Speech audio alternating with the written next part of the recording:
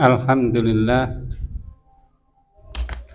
alladzi arsala rasulahu bil huda wa dinil haq liyudhhirahu 'ala dini kullih wa kafa billahi syahida wa asyhadu an la ilaha illallah wahdahu la syarikalah wa asyhadu anna muhammadan abduhu wa rasuluh. Ya ayyuhalladzina amanu taqullaha haqqa tuqatihi wa la tamutunna illa wa antum muslimun. Allahumma shalli ala Muhammad wa ala alihi wa sahbihi wa man tabi'ahum bi ihsani ila yaumil qiyamah. Amma ba'd. Ma'asyiral muslimin rahimakumullah. Akan kita lanjutkan pembahasan kita dalam masalah berpakaian. Pada kesempatan lalu telah kita sebutkan bahwa pakaian itu pada dasarnya adalah kebutuhan manusia. Jadi tanpa ada perintah syariah pun manusia akan berpakaian dengan berbagai macam fungsi, manfaat, kegunaan. Secara khusus di dalam Islam, pakaian bukan hanya sebagai sebuah kebutuhan manusia, tetapi juga berhubungan dengan syariah. Artinya bahwa syariah mengatur tentang pakaian tersebut. Mana pakaian yang boleh digunakan, mana pakaian yang tidak boleh digunakan. Apa ketentuan-ketentuannya, apa batasan-batasannya. Sehingga kalau kita tarik kepada sesuatu yang lebih umum, maka kita akan menjumpai bahwa bukan hanya pakaian yang diatur oleh Islam, tapi juga semua hal yang berkenaan dengan kehidupan manusia. Islam mengatur juga tentang makanan. Islam mengatur juga tentang pendidikan. Islam mengatur juga tentang ekonomi, mencari nafkah. Islam mengatur juga tentang kematian. Islam mengatur juga tentang pernikahan dan juga pada seluruh bidang-bidang yang ada di dalam kehidupan manusia. Sehingga bisa dikatakan bahwa Islam memang sebuah din yang universal, mengatur terhadap seluruh kehidupan manusia. Dan ini merupakan salah satu di antara keistimewaan Islam, yang mana Islam tidak membiarkan manusia berbuat salah, sehingga semuanya dibimbing, semuanya dituntun. Ya, jika kita mengikuti semua tuntunan-tuntunan Islam itu di dalam segala perkara, segala hal, maka kehidupan kita selalu di dalam kondisi yang terbimbing, kehidupan kita selalu di dalam kondisi yang lurus. Tapi jika kita melepaskan diri dari bimbingan tersebut, maka kita berjalan pada jalan yang salah. Dan tentu itu membawa konsekuensi yang besar nanti. Maka untuk itulah Allah Ta'ala telah katakan, Ya ayyuhalladzina amanu dukhulu fis-silmi kafah. Wahai manusia, wahai orang-orang beriman, masuklah kalian ke dalam Islam secara kafah, menyeluruh. Jadi bukan hanya secara akidah saja kita berislam, tapi juga secara ibadah. Bukan hanya secara syariah, hukum-hukum agama saja, tetapi juga hukum-hukum dunia. Nah, di dalam hal ini, ya, di antara hal yang juga sangat penting untuk kita perhatikan adalah bagaimana kita memenuhi kebutuhan kita sehari-hari dalam hal mencari nafkah, misalnya berdagang, ya, di dalam hal kita berhubungan suami istri dan macam-macamnya, itu ada aturan-aturan dalam Islam yang harus kita penuhi. Baik, pada kesempatan ini kita akan lanjutkan tentang pakaian, yaitu hukum tentang isbal. Nah, isbal secara umum didefinisikan sebagai memanjangkan pakaian hingga melebihi mata kaki. Jadi kalau pakaian itu dilebihkan panjangnya sehingga melebihi mata kaki, maka itu disebut dengan isbal. Namun pengertian ini bisa menjadi luas lagi. Jika kita lihat dari hadis yang diriwayatkan dari Ibnu Umar, Nabi SAW mengatakan al-isbalu fil izar wal qamis wal imamah. Izar itu berkenaan dengan isbal itu berkenaan dengan sarung dan juga gamis dan juga tentang sorban. Nah, jadi selama ini barangkali kita memahami isbal itu hanyalah berkenaan dengan celana atau juga sarung. Tapi dalam hadis yang diriwayatkan dari Ibnu Umar, diriwayatkan oleh Abu Dawud, Nasai dan Ibnu Majah ini menyebutkan ternyata bukan hanya tentang sarung, tapi juga tentang qamis. Kita biasa menyebut gamis, ya, atau kemeja, dan juga berkenaan dengan al-imamah, yaitu sorban. Jadi ada isbal pada perkara-perkara tersebut. Maka jika kita luaskan lagi pengertiannya, maka isbal ini bisa berkenaan dengan semua jenis pakaian kita, ya, baik celana, sarung, gamis atau kemeja, dan juga imamah, sorban. Semua bisa terkena hukum isbal. Ya, kira-kira apa yang menyebabkan itu disebut sebagai isbal?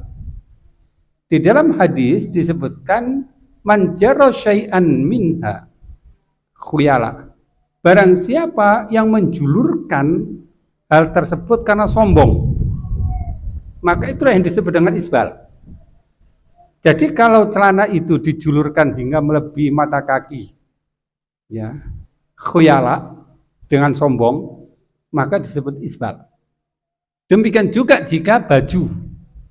Kalau baju ini ukurannya tentu bukan mata kaki ini. Ya, yang ukurannya mata kaki itu kan biasanya celana, sirwal, dan juga izar. Karena dia menjulur hingga menuju bawah. Nah, ukurannya dia disebut isbal ketika dia melebihi mata kaki. Jadi kalau kita kategorikan isbal yang berkenaan dengan sarung atau celana itu, yaitu panjangnya melebihi mata kaki. Nah, sedangkan yang berkenaan dengan kemeja atau gamis, kira-kira panjangnya seberapa ini? Sehingga dia disebut dengan isbal. Demikian juga yang berkenaan dengan imamah, yaitu sorban. Ya. Seberapa panjang sorban itu sehingga dia disebut dengan isbal. Maka memang tidak kita jumpai rincian hal tersebut di dalam hadis-hadis Nabi. Yang ada rinciannya itu hanyalah pada masalah sarung atau sirwal. Sedangkan jenis pakaian lain tersebut tidak dijumpai ada rinciannya. Sehingga kalau kita ambil, ya, kira-kira ilatnya, sebabnya kenapa disebut isbal, mungkin sementara kita katakan bahwa pakaian itu berlebihan atau lebih dari kebiasaan, atau ya mungkin ada kemubadiran. Jadi ketika kita memakai pakaian secara berlebihan, mungkin panjangnya dilebihkan atau lebarnya juga dilebihkan, ya, atau ukurannya dilebarkan melebihi kebiasaan, maka itu sementara kita sebut sebagai isbal. Karena kita belum mengetahui ukuran isbal untuk selain dari izar dan juga sirwal. Nah, nanti akan kita lihat. Jadi kalau kita perhatikan di sini, di dalam hadis Bukhari disebutkan tentang pakaian yang biasa dikenakan oleh sahabat Rasulullah SAW ketika mereka baru tiba di Madinah. Jadi kondisi mereka itu berasal dari Mekah, berhijrah ke Madinah dengan tidak membawa harta benda. Semua harta benda tinggal di Mekah. Kenapa tidak dibawa? Karena Quraisy tidak mungkin membiarkan mereka keluar dari Mekah dengan membawa harta benda. Mereka akan merampas, ya, mereka akan menyetop dan mengambil harta bendanya, sehingga mereka hanya diperbolehkan pergi ke Madinah dengan tanpa bekal. Ya, maka sebagian hanya bekal adalah baju atau pakaian yang mereka pakai saja. Ya, sehingga ketika di Madinah, kondisi mereka itu serba kekurangan.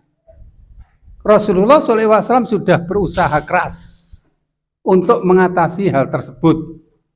Yang salah satu di antaranya adalah mempersaudarakan antara muhajirin dan ansor, antara sesama muhajirin dan antara sesama ansor. Yang dengan persaudaraan itu mereka bisa saling menolong, saling berwasiat, saling mewarisi. Sehingga mengatasi kesulitan ekonomi yang dialami oleh baik orang yang berhijrah maupun orang yang menolong tersebut. Ya, itu langkah yang dilakukan oleh Rasulullah. Sehingga mereka yang bersaudara tersebut ada yang membagi hartanya, ada yang mewariskan hartanya, ya, mengatasi permasalahan ekonomi. Kemudian Rasulullah SAW juga melarang kepada orang-orang Ansor untuk menyewakan tanah. Sehingga sebagian ulama saat ini ada yang berpendapat hukum menyewakan tanah tidak boleh, berdasarkan pada larangan Rasulullah SAW tersebut. Dan memang beliau melarang untuk menyewakan tanah. Kenapa dilarang? Karena sahabat-sahabat muhajirin banyak yang nggak punya kerjaan, sehingga bisa dipekerjakan di sawah-sawah atau di ladang-ladang orang-orang Ansor tersebut. Tidak perlu disewakan tanah tersebut.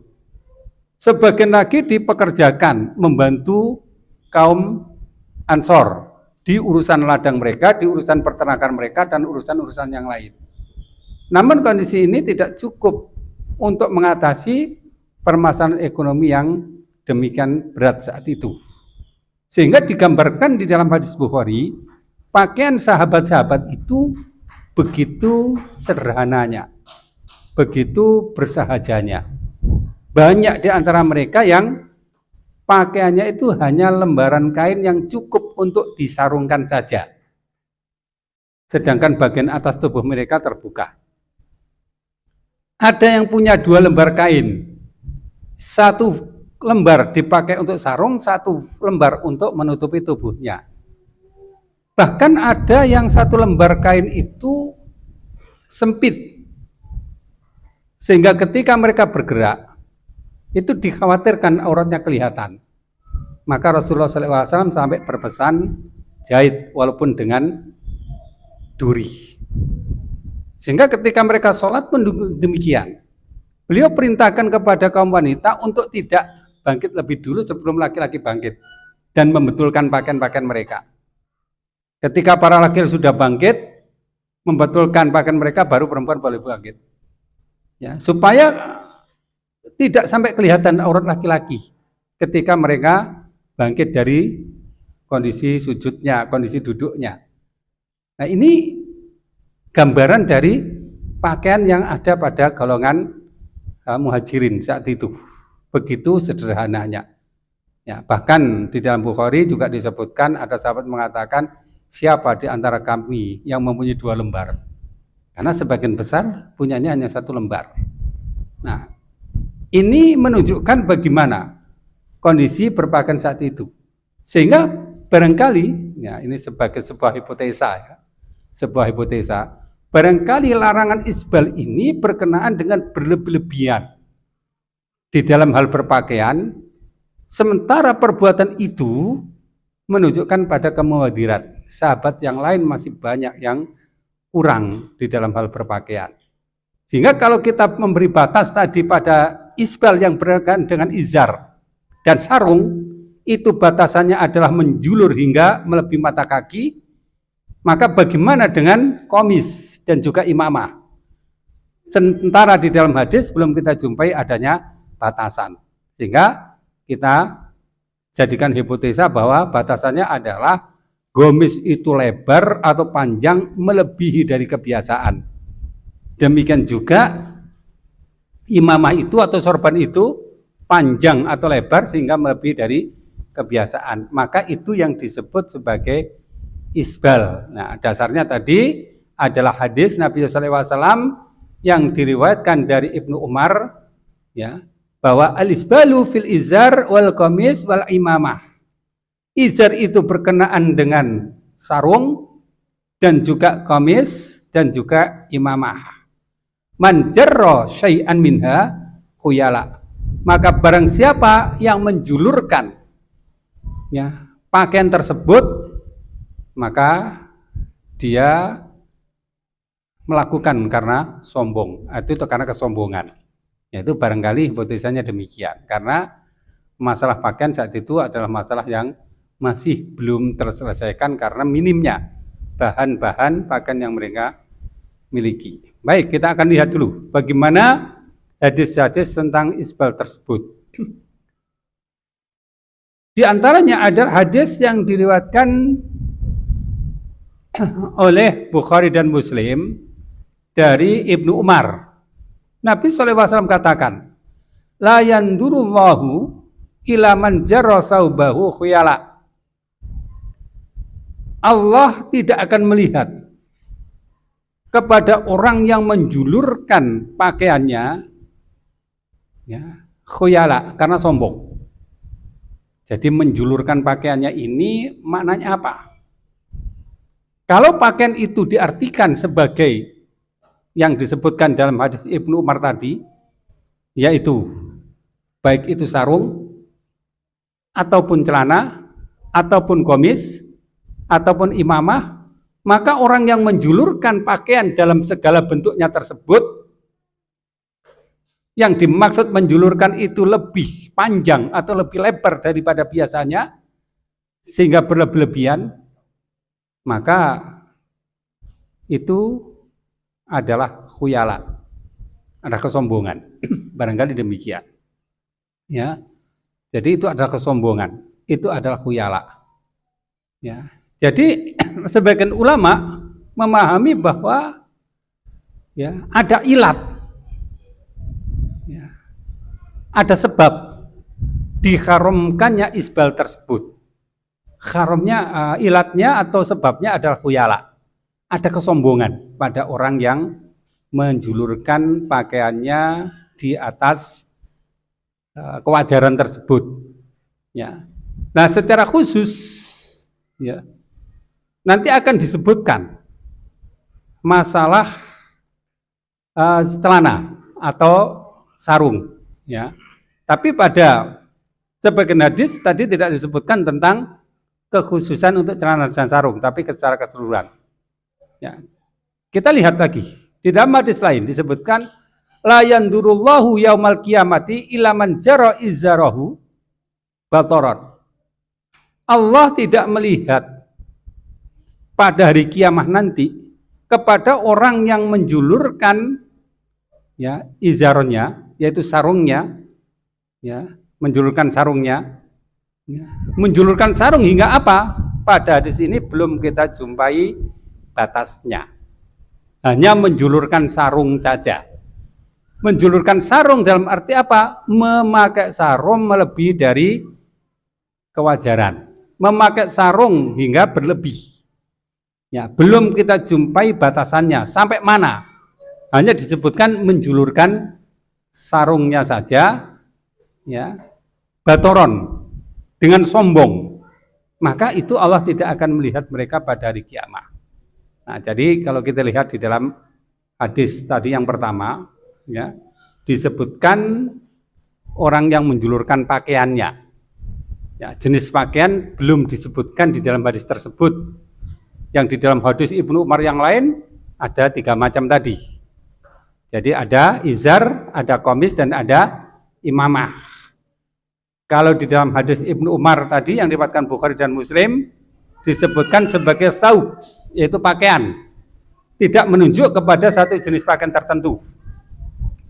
Pada hadis yang diriwayatkan dari Abu Hurairah oleh Bukhari dan Muslim juga disebutkan di situ izar, menjulurkan izarnya atau menjulurkan ya sarungnya dengan tanpa menyebutkan batasannya. Ya, karena bisa jadi batasannya nanti adalah menjulurkan hingga menyentuh tanah misalnya, atau menjulurkan hingga apa gitu. Belum kita jumpai ada batasan di dalam hadis yang diriwayatkan dari Abu Hurairah oleh Bukhari dan Muslim tadi. Kita lihat di dalam hadis lain, ya, disebutkan oleh Bukhari dan Muslim juga dari Abu Hurairah. Rasulullah SAW mengatakan, bainama rajulun yamshi fil khullatin, ya, tu'jibuhu nafsahu, ya, marra jillan jummatahu idha khasafallahu bihi fahuwa yatajaljal ila yaumil qiyamah.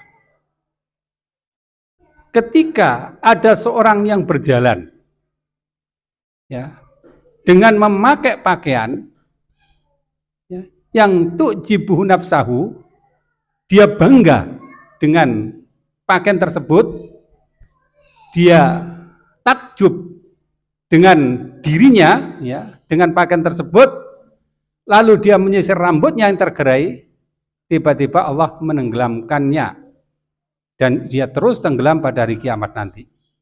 Nah, ini menunjukkan bahwa orang tersebut adalah orang yang takabur, orang yang sombong ketika dia berpakaian.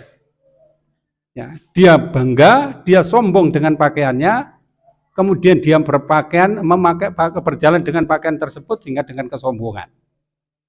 Dan akibatnya adalah Allah tenggelamkan mereka, ya, dan tidak terus tenggelam ya hingga datang hari kiamat nanti.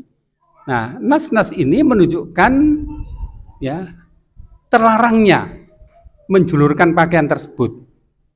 Ya, jadi hadis-hadis ini menunjukkan bahwa ya, dilarangnya kita menjulurkan pakaian lebih dari kemestian, lebih dari kewajaran. Yang belum kita jumpai bagaimana batasannya. Ya, belum kita tentukan batasannya. Yang ada di sini adalah menjulurkan pakaian, ya, batasan yang wajar adalah melebihi dari kewajaran. Ya, sehingga kalau ada orang misalnya pakaiannya itu ya, dengan pakaian yang terlalu berlebihan dari sudut panjangnya atau lebarnya, atau mungkin pakaian kainnya berlebihan, ya maka itu adalah orang yang jarra thawbahu, orang yang menjulurkan pakaiannya. Kemudian kita lihat di dalam hadis yang lain yang diriwayatkan dari Abu Hurairah, ya, oleh Bukhari, ya, Nasai dan Abu Dawud serta Ibnu Majah dikatakan ma asfala minal ka'bain minal izari finnar. Ya. Ma asfala minal ka'bain, apa ya yang berada di bawah mata kaki, ya, apa yang berada di mata kaki minal izar dari sarung, maka finnar, maka itu di dalam api neraka. Nah, ini kita jumpai ada batasan. Ya. Jadi batasan menjulurkan itu seberapa? Batasan menjulurkan pakaian yang tidak boleh itu seberapa? Maka disebutkan di dalam hadis ini batasannya adalah mata kaki. Jika batasannya itu mata kaki, maka yang dibatasi itu apa? Yang dibatasi adalah sarung dan celana. Karena kalau imamah batasannya barangkali bukan mata kaki. Imamah ada di atas. Dan hampir tidak dijumpai orang memakai imamah atau sorban sehingga menjulur di bawah mata kaki. Demikian juga gamis atau kemeja. Ya, batasannya tentu bukan mata kaki karena ya kelebihan. Karena biasanya gamis memang tidak sepanjang itu. Ya. Jadi kalau kita disebutkan di dalam hadis ini dari Abu Hurairah tadi, man asfala minal ka'bain minal izar finnar. Apa yang melebihi dari mata kaki, kedua mata kaki dari antara sarung, maka itu adalah di dalam api neraka. Nah, jadi batasan kain sarung, ya, dan tentu bisa diserupakan dengan kain sarung, itu adalah celana. Jadi panjangnya celana di situ disebutkan tidak melebihi dari kedua mata kaki. Jadi batasan kedua mata kaki ini ya adalah batasan paling panjang. Jadi kalau bagaimana dengan pas mata kaki? Kalau pas mata kaki tidak melebihi batasan. Jadi yang melebihi batasan itu adalah di bawahnya mata kaki. Jadi kalau sarung atau celana itu ya pas di bawah mata kaki itu tidak melebihi batasan. Nah, disebutkan finnar itu menunjukkan bahwa itu perbuatan yang haram. Karena Allah tidak akan memasukkan kepada api neraka kalau orang itu tidak sampai melakukan sesuatu yang haram. Ya. Nah, jadi tadi kita sebutkan barangkali secara hipotesis ya pengharaman ini berkenaan dengan ya, berlebih-lebihan. Kemudian yang kedua, tadi sudah kita sebutkan pengharaman ini berkenaan dengan rasa sombong. Ada kesombongan pada dirinya ketika dia memakai pakaian yang lebih tadi. Ya, ada kesombongan ketika dia memakai pakaian yang berlebih-lebihan tadi. Atau bahwa memakai pakaian yang berlebih-lebihan itu menunjukkan kepada kesombongan. Nah, kita lihat di dalam hadis yang lain. Diriwayatkan juga dari Ibnu Umar. Nabi SAW mengatakan, man jarra saubahu khuyala la yandurillahu ilaihi yaumal qiyamah. Barang siapa yang menjulurkan pakaiannya ya, karena sombong, maka Allah tidak melihatnya sampai pada hari kiamat nanti. Jadi menjulurkan pakaiannya, dan ini mengikuti pada hadis yang pertama tadi, ya, saub, yaitu pakaian, dengan kriteria semua jenis pakaian tentunya, ya, bukan hanya izar atau sarung, tapi semua pakaian. Nah, jadi kalau pemahamannya adalah semua jenis pakaian yang dipakai melebihi dari kewajaran, ya, atau ya menjulur melebihi dari kewajaran atau kebiasaan, maka itu adalah bagian dari kesombongan. Yang mana itu menjadikan lam yandurillahu ilaihi yaumal qiyamah. Allah tidak melihatnya pada hari kiamat, artinya Allah tidak melihatnya dengan kasih sayang. Dengan kata lain bahwa Allah akan mengadab mereka. Ya. Nah, jadi kalau kita lihat di dalam hadis ini ada unsur yang oleh sebagian ulama disebut sebagai ilat, ya, atau sebab dilarangannya menjulurkan pakaian melebihi dari batasan tersebut. Ya, ilatnya apa? Ilatnya adalah khuyala, kesombongan. Namun sebagian ulama lagi tidak menjadikan itu sebagai ilat dengan menggunakan hadis-hadis yang tidak ada ilatnya atau tidak menunjukkan ada ilat dari pelarangan pakaian tersebut.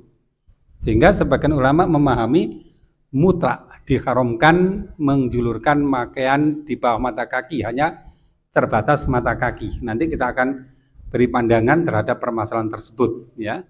Jadi mana sih yang dipermasalahkan oleh para ulama tadi? Nah, sekarang kita lihat dulu hadis-hadisnya, nanti mungkin bisa kita klarifikasi, kita pilah-pilah mana yang berhukum seperti ini, mana berhukum seperti ini, gitu ya. Jadi barang siapa yang menjulurkan pakaiannya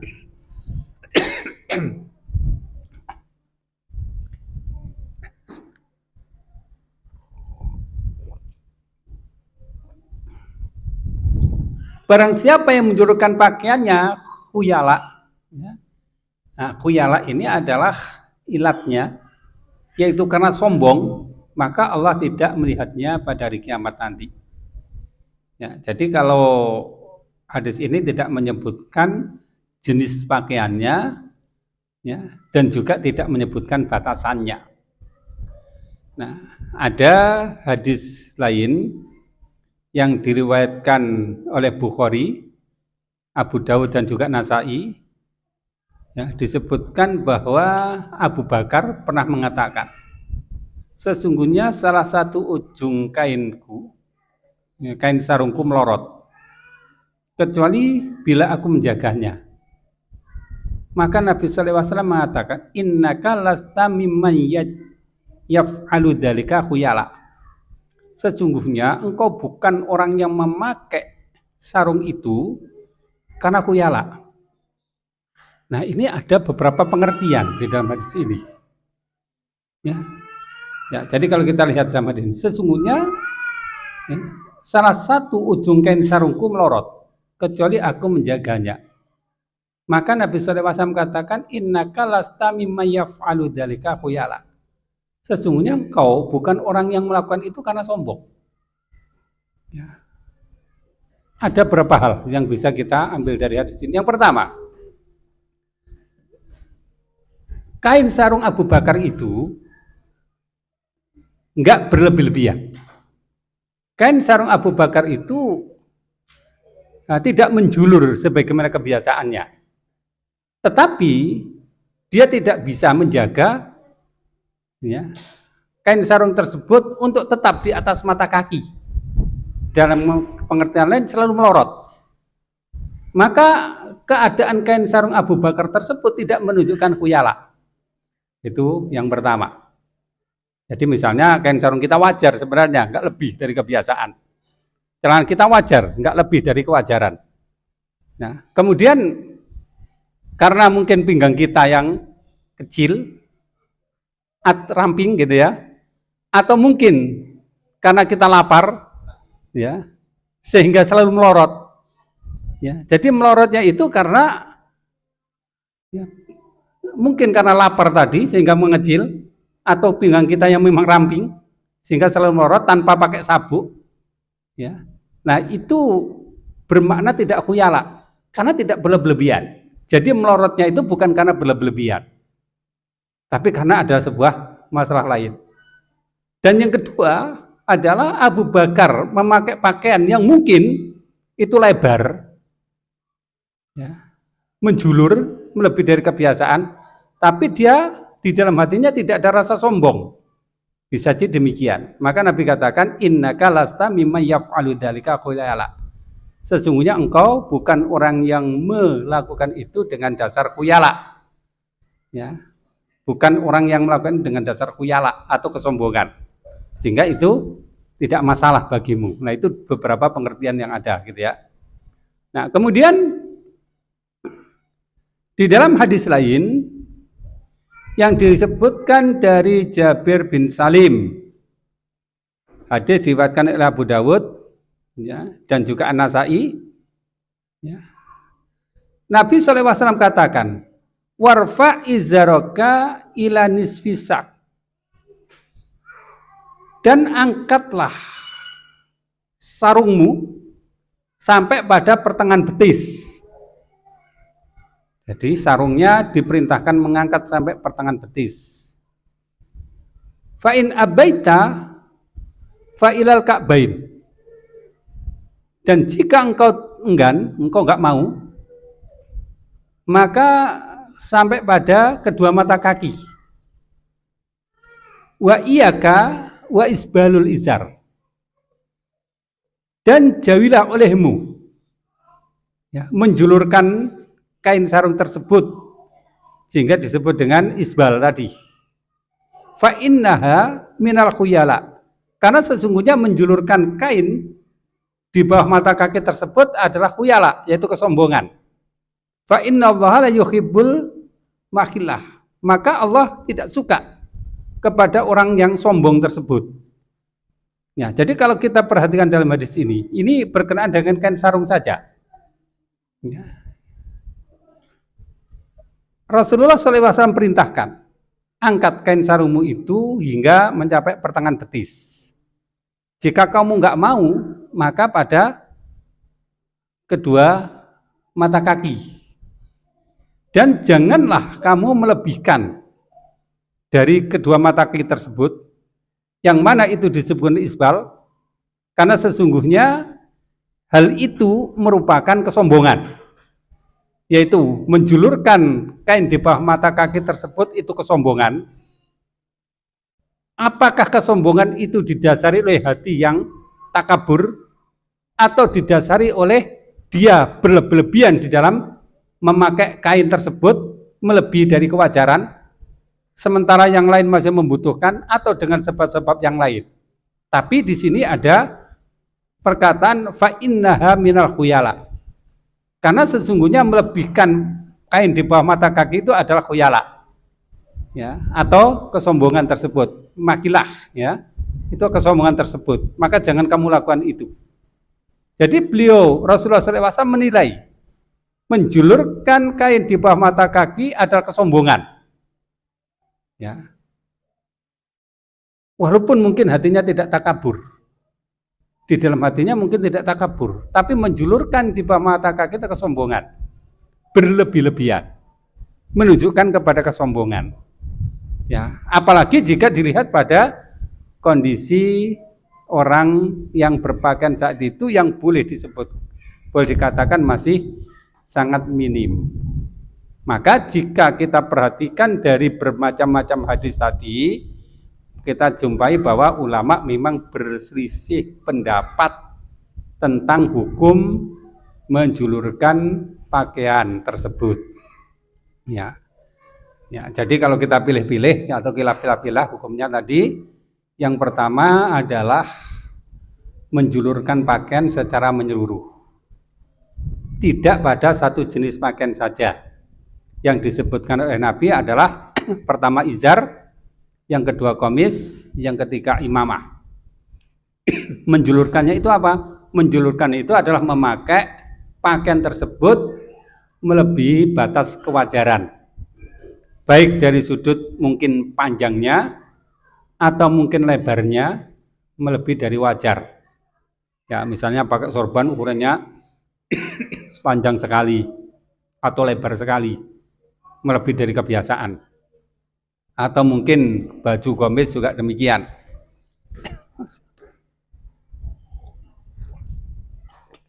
Atau mungkin kain sarung juga demikian.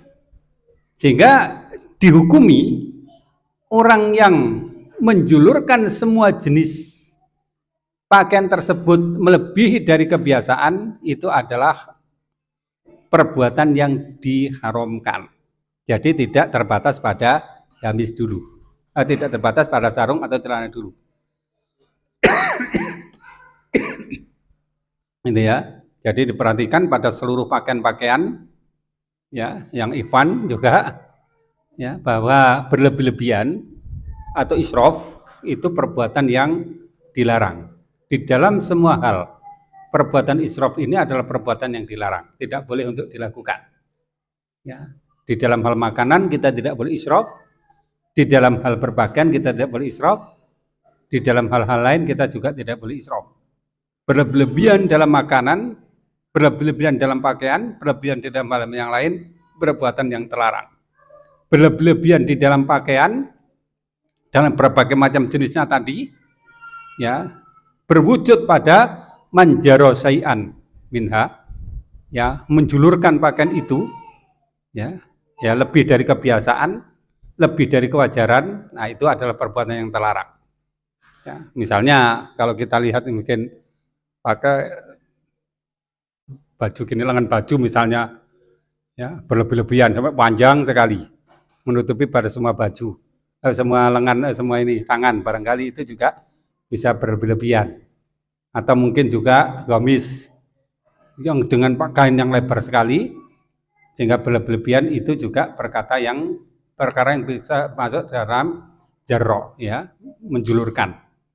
Kemudian yang kedua, secara khusus yang disebutkan oleh Rasulullah SAW tentang izar, yaitu kain sarung, maka batasannya itu adalah mata kaki.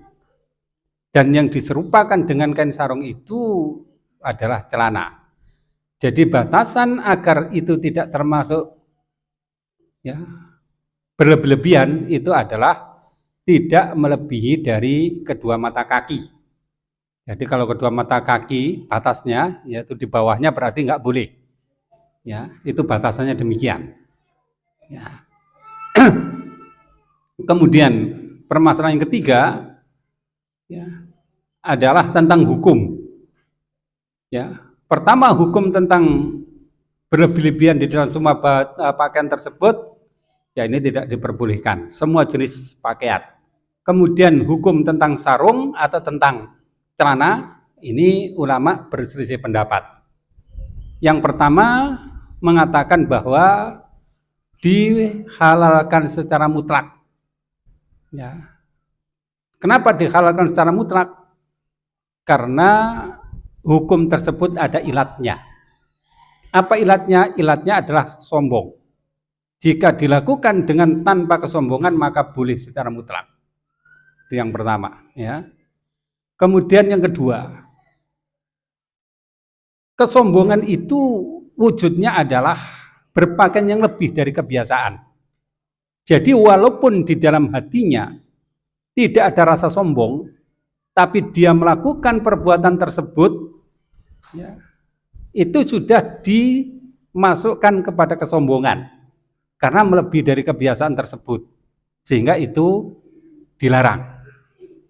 Ya. Kemudian yang ketiga adalah diharamkan secara mutlak dengan tanpa memandang ilat, tanpa memandang sebab. Semua pakaian yang dipakai atau semua sarung atau celana yang digunakan di bawah mata kaki atau menjulur di bawah mata kaki itu dihukumi haram dengan tanpa memandang ilat. Ya, di mana ilat kesombongan tidak digunakan, tapi menghukumi semua dengan haram. Nah ini diantara pandangan dari para ulama tentang berbagai macam pakaian atau berbagai macam hukum tentang isbal tersebut. Jadi kalau menurut ana, maka di sini memang kita ini dihadapkan kepada perkara-perkara besar. Ya, perkara-perkara besar yang kita hadapi itu ya sangat banyak. Dan perkara-perkara besar ini ya tidak akan bisa kita selesaikan kalau kita mengabaikan perkara-perkara kecil. Karena besarnya perkara itu ya terbentuk dari hal-hal yang kecil. Maka hendaklah kita jalankan Islam itu dari perkara-perkara kecil yang mampu untuk kita lakukan. Dan diantaranya adalah di dalam masalah pakaian. Karena pakaian itu adalah sesuatu yang kita pakai setiap hari. Maka kalau kita memakai pakaian itu dalam kondisi yang tidak dibenarkan secara syariah, maka berarti kita menumpuk dosa terus-menerus. Jika dosa itu kita tumpuk terus-menerus, tentu keridhaan Allah semakin jauh untuk kita dapatkan. Maka hendaklah kita berusaha untuk meraih ridho Allah tersebut, walaupun dengan perkara-perkara yang kecil tersebut. Yang di dalam masalah pakaian ini, ya kalau kita beli pakaian, hendaklah disesuaikan dengan ukuran kita dengan tidak berlebihan. Walaupun ada kondisi yang berbeda antara kita dengan zaman Nabi. Di mana di zaman Nabi SAW kondisi pakaian tidak sebagaimana kondisi saat ini. Mereka itu masih sulit ya untuk mencari kain untuk digunakan sebagai pakaian.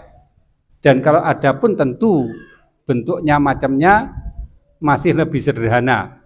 Tidak sebagian saat ini bukan lagi perkara yang sulit untuk didapatkan dan bukan lagi perkara yang tidak terjangkau. Bahkan pada semua lapisan masyarakat sampai yang paling miskin sekalipun ini tidak kesulitan untuk membeli pakaian. Tetapi walaupun demikian kita tetap tidak boleh berlebih-lebihan di dalam pakaian tersebut. Apalagi jika berlebihan itu menyebabkan yang lain-lain menjadi terbengkalai. Contoh, kita membeli pakaian. Sekarang kita tidak mempermasalahkan tentang ukurannya, tapi kita membeli pakaian dengan berlebihan. Jumlahnya mungkin kita sudah nggak ingat karena sudah memenuhi lemari pakaian kita. Ya, jumlahnya itu nggak ingat. Kalau sebulan kita ganti baju, barangkali masih ada yang tersisa yang belum kita pakai itu. Ya, sampai Anda sendiri itu nggak tahu baju yang sudah dipakai yang mana, yang belum dipakai yang mana, karena banyaknya baju tersebut. Kalau di zaman dulu sebelum baju itu rusak kita nggak ganti. Kita baru ganti ketika hari raya. Sekarang di lemari numpuk, walaupun tidak pernah beli. Ya, untuk apa nantinya? Diwariskan. Sementara yang menerima warisan juga punya baju yang menumpuk. Nah, maka berlebihan di dalam perkara ini menurut ana tidak baik.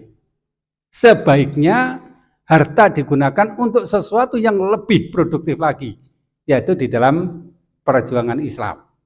Kalau kita bisa menghidupi keluarga kita bisa menghidupi anak istri kita, apakah kita sudah menghidupi kepada Islam? Padahal Islam membutuhkan sesuatu yang lebih banyak daripada yang dibutuhkan oleh keluarga kita. Ya, jadi kita sedekahkan untuk sesuatu yang lebih urgen. Kita sedekahkan untuk sesuatu yang lebih penting. Ya, kalau bisa, ya pakaian bukan hanya dari sudut ukurannya, tapi dari sudut banyaknya juga perlu dipertimbangkan. Ya, kalau ukuran memang harganya mungkin sedikit, kan hanya selisih berapa senti gitu, yang ukurannya mungkin tidak terlalu mahal. Tetapi kalau jumlah ini akan bertambah banyak atau bertambah mahal, ya bukan 1 senti atau beberapa senti, tetapi rupiahnya akan menjadi banyak itu. Demikian juga di dalam hal harga, maka berlebih-lebihan di dalam hal harga tentu bukan perkara yang baik. Dan salah satu di antara pakaian yang berharga mahal, baik itu zaman Nabi maupun sekarang, adalah sutra. Maka itu juga perkara yang tidak diperkenankan untuk dipakai oleh umat muslimin, terkecuali kaum muslimah yang memang muslimah membutuhkan keindahan, membutuhkan kehalusan, dan itu diperbolehkan. Nah, jadi ketika para ulama berdebat tentang ya panjangnya kain sarung, maka sebaiknya diperluas lagi pembahasannya kepada menumpuknya pakaian-pakaian di lemari-lemari kita. Jika bisa dijual, kemudian dibelikan sesuatu yang lebih urgen. Apa itu? Kan banyak kebutuhan di dalam dakwah kita ya, yang belum teratasi. Ya, banyak kebutuhan Islam yang belum ya, terselesaikan. Ya, contoh kebutuhan Islam antum ini apa sih? Apa kebutuhan Islam? Hah? Tahu nggak? Karena antum berjuang di Islam ya tahu. Kalau kita nggak pernah berjuang dalam Islam ya nggak tahu. Ya. Ya. Kalau kita berjuangnya untuk keluarga saja, kita tahu kekurangan dalam keluarga kita apa itu. Ya. Ya. Kita berjuang untuk keluarga kan tahu kekurangan keluarga kita itu apa. Ya. Nah, tapi kalau kita berjuang dalam Islam, kita tahu kekurangan Islam itu apa. Nah, itulah yang harus kita penuhi nanti. Ya, ya baik.